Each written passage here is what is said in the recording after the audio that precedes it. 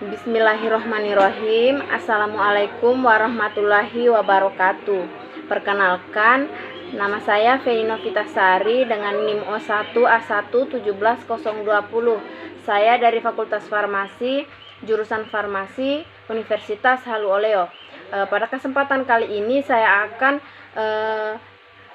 memenuhi tugas biokimia farmasi yang diampu oleh Dr. Prima Endang Susilowati MSI dengan judul gangguan enzim pencernaan dan cara mengatasinya.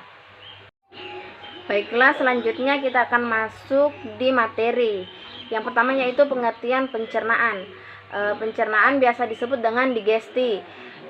Proses pemecahan zat-zat makanan sehingga dapat diabsorpsi oleh saluran pencernaan. Pencernaan makanan merupakan proses mengubah makanan dari ukuran besar menjadi ukuran kecil hingga halus, serta memecah molekul-molekul yang kompleks menjadi molekul yang sederhana dengan menggunakan enzim dan organ-organ pencernaan. Organ yang terlibat yaitu yang pertama rongga mulut, yang kedua faring, yang ketiga kerongkongan, yang keempat lambung, yang kelima usus halus, yang keenam itu usus besar, yang ketujuh rektum, dan yang terakhir anus. Kita masuk yang pertama yaitu rongga mulut, di mana di rongga mulut terdapat gigi atau gerigi yang berfungsi untuk menyobek, mengunyah zat-zat makanan secara mekanis sehingga menjadi zat-zat yang lebih kecil dan memudahkan bekerjanya enzim pencernaan. Di rongga mulut terdapat bibir, lidah, dan pelatum atau langit-langit untuk membantu mengunyah zat makanan dan penelanan zat makanan. Di rongga mulut terdapat muara kelenjar air liur yaitu saliva yang mengandung enzim pitalis amilase, di mana enzim pitalin amilase berperan mengubah amilum menjadi sakarida sederhana. Kemudian yang selanjutnya yaitu faring. Faring merupakan persilangan antara saluran makanan dan saluran udara. Epitologis berperan sebagai pengatur atau klep kedua saluran tersebut. Pada saat menelan makanan, saluran udara ditutup oleh epiglotis dan sebaliknya jika sedang menghirup nafas. Selanjutnya yaitu kerongkongan. Kerongkongan merupakan saluran penghubung antara mulut dan lambung. Melalui kerongkongan makanan didorong masuk ke dalam lambung dengan gerakan perislatik makanan yang membutuhkan waktu 6 detik untuk sampai ke dalam lambung dari mulut. Sebagai saluran panjang berotot atau muskuler yang menghubungkan rongga mulut dengan lambung, pada batas antara esofagus dengan lambung terdapat sphincter esofagi yang berfungsi mengatur agar makanan yang sudah masuk ke dalam lambung tidak kembali ke esofagus. Kemudian selanjutnya yaitu ada lambung, di mana di lambung makanan ditampung, disimpan, dan dicampur dengan asam lambung, lendir, dan pepsin mukosa lambung, banyak mengandung kelenjar pencernaan. Yang selanjutnya yaitu usus halus, di mana usus halus dibedakan menjadi tiga bagian yaitu duodenum, jejunum, dan ileum. Yang pertama duodenum. Pada duodenum terdapat muara dari ductus coelicus dan ductus pancreatus, di mana cairan empedu dari kantung empedu dikeluarkan lewat ductus coelicus.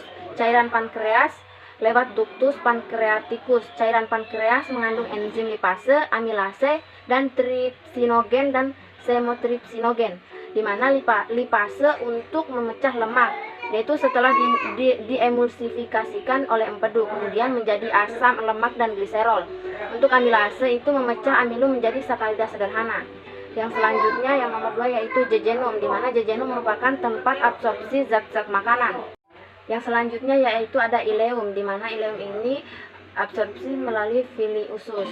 Ada organ usus besar, di mana air dan makanan yang tidak tercerna selanjutnya masuk ke dalam saluran pencernaan makanan yang disebut usus besar. Fungsi utama usus besar adalah menyerap air yang masih ada dalam saluran pencernaan.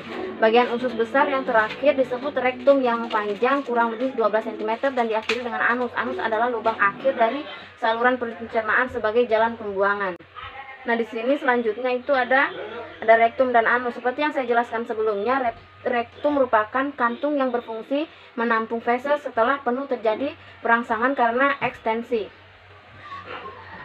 peregangan atau dinding rektum sehingga timbul keinginan untuk berak atau biasa disebut defekasi.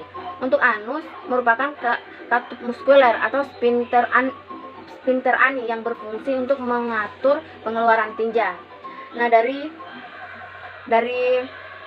organ-organ tadi yang selanjutnya yaitu ada contoh penyakit terkait enzim pencernaan. Yang saya ambil di sini adalah penyakit pankreas akut, di mana pankreatis adalah inflamasi pankreas yang berlangsung akut atau onset tiba-tiba. Durasi kurang dari 6 bulan atau akut berulang. Lebih besar satu episode pankreatis akut sampai kronis di durasi lebih dari 6 bulan. Rentang gejalanya ada penyakit berbeda-beda. Untuk patofisiologi dari pankreas akut yaitu masih belum jelas, dapat terjadi apabila faktor pemeliharaan hemostasis seluler tidak seimbang. Faktor ekstraselulernya itu misalnya respons saraf dan vaskuler, dan intraseluler di mana misalnya aktivitas enzim pencernaan intrasel meningkatkan sinyal kalsium dan lain-lain. Terus dapat berpengaruh diduga kejadian yang dapat memicu pankreatis akut adalah kejadian yang mengganggu sel asinar dan mengganggu sekresi granul zimogen. Contohnya itu pada penggunaan alkohol berlebihan, batu empedu, dan beberapa jenis obat. Untuk gejala klinisnya di sini pasien biasanya mengalami nyeri epigastrium atau di kuadran kiri atas, nyeri konstan dengan penyebaran ke punggung, dada atau pinggang namun tidak spesifik. Untuk intensi nyeri kebanyakan berat, namun dapat bervariasi intensi dan lokasi nyerinya, tidak berhubungan dengan berat ringan penyakitnya. Untuk pemeriksaan imaging dapat membantu diagnosis pankreatis akut dengan gejala tidak spesifik. Nah, di sini ada rekomendasi terapinya. Rekomendasi terapi yang menurut ACG tahun 2013 antara lain yaitu penilaian awal, manajemen awal, antibiotik, ERCP, nutrisi, bahkan hingga tindakan bedah dalam penggunaan pankreatis. Pengobatan pankreatis akut dapat ditangani dengan pemberian infus, di mana infus memberikan asupan nutrisi dan cairan.